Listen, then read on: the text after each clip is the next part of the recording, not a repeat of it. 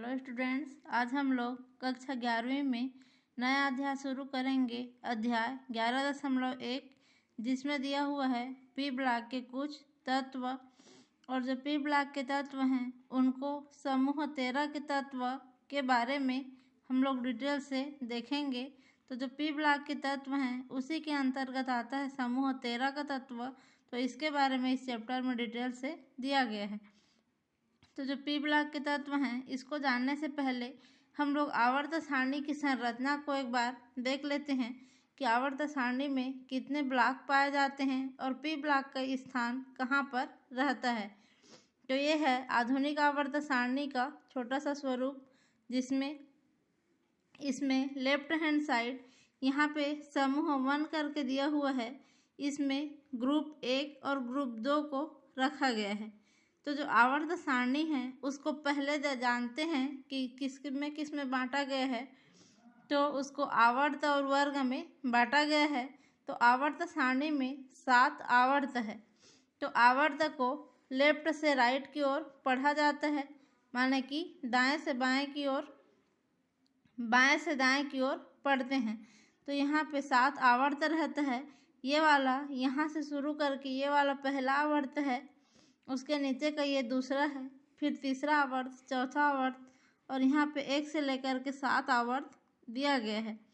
तो 7 आवर्त हैं आधुनिक आवर्त सारणी में। और इसमें वर्ग हम लोग देखेंगे तो ये एक वर्ग है, ये दूसरा है। वर्ग को ऊपर से नीचे पढ़ा जाता है। तो ऊपर से नीचे आएंगे तो ये पहला वर्ग है, ये दूसरा वर्ग है, और यहाँ से ये 13वां वर्ग है, ये 14, और यहाँ से 3 से लेकर के 12 तक के वर्ग इस बीच में आते हैं, जिसको वर्ग को समूह भी कहा जाता है। तो 3 से 12 तक के समूह बीच में आएंगे और 13 से लेकर के 18 तक के समूह इधर राइट हैंड साइड में रखे गए हैं। तो अब ये हो गया 7 आवर्त पाया जाता है और 18 ठो वर्ग रहेगा। अब देखते हैं कि ब्लॉक क्या होता है। तो इसमें आवर्त सारणी में 4 ब्लॉक में बांटा गया है। पहला है एस ब्लॉक के तत्व, दूसरा है पी ब्लॉक के तत्व, तीसरा आता है डी ब्लॉक के तत्व, और चौथा आता है एफ ब्लॉक के तत्व। तो यहाँ पे जो वर्ग 1 और 2 इन दोनों के तत्वों को समूह 1 या फिर एस ब्लॉक के तत्व के नाम से भी जाना जाता है, जिसके बारे में हम लोग पहले पढ़ चुके हैं। उसके बाद पी ब्लॉक के तत्व में समूह 13 से लेकर के 18 तक के तत्वों को रखा गया है। तो इसमें टोटल 6 वर्ग आते हैं पी ब्लॉक के अंतर्गत, और 3 से लेकर के 12 तक डी ब्लॉक के तत्वों को रखा गया है। इन्हें डी ब्लॉक के बीच में से निकलकर कुछ तत्व आवर्त सारणी के बड़े वाले टेबल के नीचे में 2 आवर्त में पाए जाते हैं। दोनों आवर्त में 14 तत्व रहता है। पहले वाले को लेंथेनाइट और दूसरे वाले को एक्टिनाइट कहा जाता है। और इन दोनों को लेंथेनाइट और एक्टिनाइट को मिला करके एफ ब्लॉक के तत्व या फिर आंतर संक्रमण तत्व कहते हैं। तो यहाँ पे हम लोग पढ़ रहे हैं पी ब्लॉक के तत्व। तो मेन हमारा फोकस रहेगा ये पी ब्लॉक के जितने भी तत्व हैं उनके ऊपर, और उसमें समूह 13 के तत्व। तो ये जो समूह 13 के तत्व हैं जिसको बोरान परिवार भी कहा जाता है। तो समूह 13 के जो तत्व हैं इसका प्रथम सदस्य है बी या बोरान, जिसका परमाणु क्रमांक होता है 5। तो इसमें जितने भी सदस्य आएंगे इस वर्ग में उसको बोरान परिवार कहेंगे। उसके बाद आता है समूह 14 के तत्व, जिसमें प्रथम तत्व है कार्बन। तो इस वर्ग में जितने भी तत्व हैं इनको कहा जाता है कार्बन परिवार। उसके बाद 15 ग्रुप में आता है प्रथम सदस्य के रूप में नाइट्रोजन। तो नाइट्रोजन वाले वर्ग में जितने भी सदस्य हैं, तत्व हैं, इन सभी को कहा जाएगा नाइट्रोजन फैमिली या फिर नाइट्रोजन परिवार। 16 नंबर के ग्रुप में आता है ऑक्सीजन प्रथम सदस्य के रूप में। तो इस वर्ग में या इस ग्रुप में जितने भी तत्व पाए जाएंगे इन सभी को ऑक्सीजन फैमिली कहा जाएगा। उसके बाद समूह 17 में आता है फ्लोरीन प्रथम तत्व है। इसमें से जितने भी ग्रुप इस ग्रुप के जितने भी तत्व हैं इन सभी को हैलोजन परिवार के नाम से जाना जाता है। और फ्लोरीन, क्लोरीन, ब्रोमीन, आयोडीन और एस्टेटिन ये सभी हैलोजन कहलाते हैं। तो हैलोजन कहने का मतलब है ये सभी ऑलरेडी हैलोजन के अंतर्गत आते हैं। फ्लोरीन भी एक हैलोजन है, क्लोरीन भी, ब्रोमीन भी, आयोडीन भी और एस्टेटिन भी हैलोजन कहलाएगा। उसके बाद समूह 18 का जो तत्व है इसको शून्य ग्रुप का तत्व या फिर निष्क्रिय धातु या अक्रिय गैस या फिर निष्क्रिय तत्व भी कहा जाता है, क्योंकि समूह 18 के जितने भी तत्व हैं इनका इलेक्ट्रॉनिक विन्यास में अष्टक पूरा रहता है। यहाँ पे सबका अंतिम कक्ष में पूरा इलेक्ट्रॉन भरा रहता है, जिसके कारण यह स्थायी विन्यास प्राप्त करता है और यौगिक बनाने की योग्यता इसमें नहीं पाई जाती है। तो स्थायी विन्यास प्राप्त करने के कारण इसको शून्य ग्रुप के तत्व या फिर निष्क्रिय तत्व या फिर स्थायी तत्व कहा जाता है। तो अब देख लेते हैं कि जो एस ब्लॉक हम लोग पढ़ चुके हैं इससे पहले वाले चैप्टर में, उसके बाद अब जो देखेंगे पी ब्लॉक। एस और पी दोनों ब्लॉक के तत्वों को मिला करके प्रतिनिधि तत्व कहा जाता है। तो ये हो गया आवर्त सारणी का सामान्य परिचय। इसके बाद हम लोग पी ब्लॉक के तत्व देख रहे हैं, तो जनरल इंट्रोडक्शन देखेंगे पी ब्लॉक के तत्व का। तो जो पी ब्लॉक के तत्व हैं उसमें वे तत्व आते हैं जिनमें बाहरी इलेक्ट्रॉन पी कक्षक में प्रवेश करेगा। माने कि जो पी ब्लॉक के तत्व हैं उनका इलेक्ट्रॉनिक विन्यास करेंगे तो हर तत्व का अंतिम इलेक्ट्रॉन पी कक्षक में प्रवेश करता है, तो इसका संयोजी इलेक्ट्रॉन हमेशा पी कक्षक में पाया जाएगा। तो पी उपकोष में अधिकतम हम लोग देखेंगे तो 6 इलेक्ट्रॉन भर सकता है। इसलिए आवर्त सारणी में पी ब्लॉक के जितने भी तत्व हैं उनको 6 समूहों में बांटा गया है। तो 13 वाले समूह में पी ब्लॉक में 1 इलेक्ट्रॉन रहेगा, 14 वाले में 2 इलेक्ट्रॉन और 18 वाला जो ग्रुप रहेगा उसके आते आते पी ब्लॉक में 6 इलेक्ट्रॉन पूरा हो जाता है।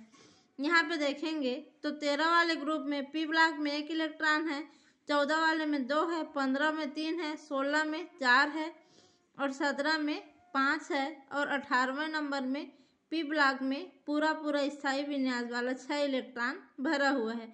तो इस प्रकार से इसमें अंतिम इलेक्ट्रॉन सबका पी कक्षक में भरा है, इसलिए ये सभी पी ब्लॉक के तत्व कहलाते हैं। इसमें अब वही है जो फैमिली के बारे में पहले बताया जा चुका है। बोरान 13 नंबर में रहता है, कार्बन 14, 15 में नाइट्रोजन है, 16 में ऑक्सीजन है और 17 में फ्लोरीन है। तो और 18 में क्रमशः हीलियम पाया जाता है। तो यहाँ पे समूह 18 को छोड़ दिया जाता है, उसको छोड़ेंगे तो हर समूह में 5-5 तत्व पाया जाता है और समूह 18 में हीलियम को अगर लेंगे तो इसके साथ में 6 तत्व रहते हैं। पी ब्लॉक में टोटल हो जाएगा 31 तत्व या 31 एलिमेंट्स पाए जाएंगे और आवर्त सारणी में राइट हैंड साइड की ओर इसका पोजीशन पाया जाता है। तो ये हो गया इसका जनरल इंट्रोडक्शन पी ब्लॉक के तत्वों का।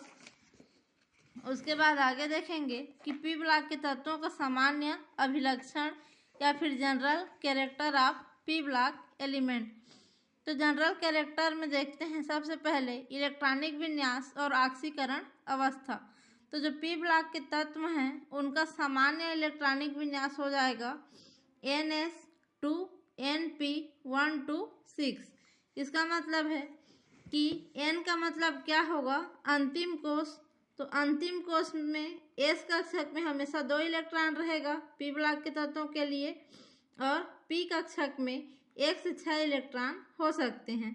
तो ये हो गया। N का मतलब यहाँ पे 1, 2 और 3 हो सकता है हीलियम को छोड़ करके, क्योंकि हीलियम का परमाणु क्रमांक होता है 2 और इसके अंतिम इलेक्ट्रॉन NS2 में प्रवेश करेगा। माने कि S कक्षक में हीलियम का अंतिम इलेक्ट्रॉन जाता है, इसलिए इसको छोड़ करके सभी तत्वों का अंतिम इलेक्ट्रॉनिक विन्यास देखेंगे तो अंतिम इलेक्ट्रॉन P में ही प्रवेश करता है। और हीलियम को देखेंगे तो इसका अंतिम इलेक्ट्रॉन S में जाता है, इसलिए हीलियम को उत्कृष्ट गैस या फिर जिसको नोबल गैस या फिर निष्क्रिय तत्व कहा जाता है ग्रुप 18 के साथ रखा गया है। तो अब इनका इलेक्ट्रॉनिक विन्यास अगर हम लोग देखते हैं पी ब्लॉक के तत्वों का, तो इनका सामान्य इलेक्ट्रॉनिक विन्यास में देखेंगे। और ऑक्सीकरण अवस्था में जितना इलेक्ट्रॉन दान करेगा उतना उस पर प्लस चार्ज आता है। जैसे 1 इलेक्ट्रॉन दान किया तो 1 प्लस चार्ज आएगा, 2 इलेक्ट्रॉन दान किया तो 2 प्लस चार्ज आएगा। और कितना इलेक्ट्रॉन ग्रहण कर रहा है उस आधार पे उस पर ऋण आवेश आता है। तो 1 इलेक्ट्रॉन अगर ग्रहण करेगा तो 1 ऋण आवेश आएगा, 2 इलेक्ट्रॉन ग्रहण करेगा तो 2 ऋण आवेश आता है। तो यहाँ पे देखेंगे कि जो पी ब्लॉक के तत्वों का प्रथम सदस्य का सामान्य इलेक्ट्रॉनिक विन्यास, तो 13 के प्रथम सदस्य का सामान्य इलेक्ट्रॉनिक विन्यास क्या होगा? NH2NP1 बोरान है।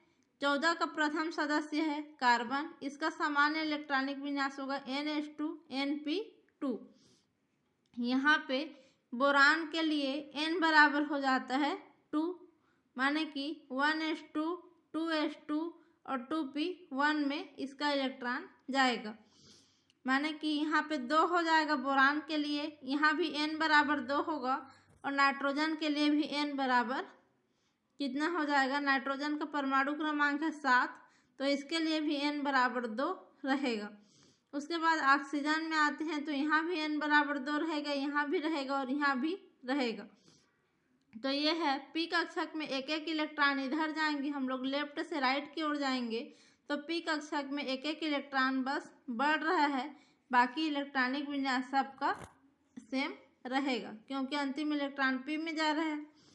अब समूह की ऑक्सीकरण अवस्था देखते हैं तो जो बोरान फैमिली है उसमें अधिकतम ऑक्सीकरण अवस्था अधिकतर क्या पाया जाएगा? +3, और अन्य ऑक्सीकरण अवस्था में +1 भी पाया जाता है कभी कभी, क्योंकि इन तीनों इलेक्ट्रॉन को दान करेगा तो +3 आएगा और एक इलेक्ट्रॉन को दान करेगा तो +1 ऑक्सीकरण अवस्था पाई जाएगी।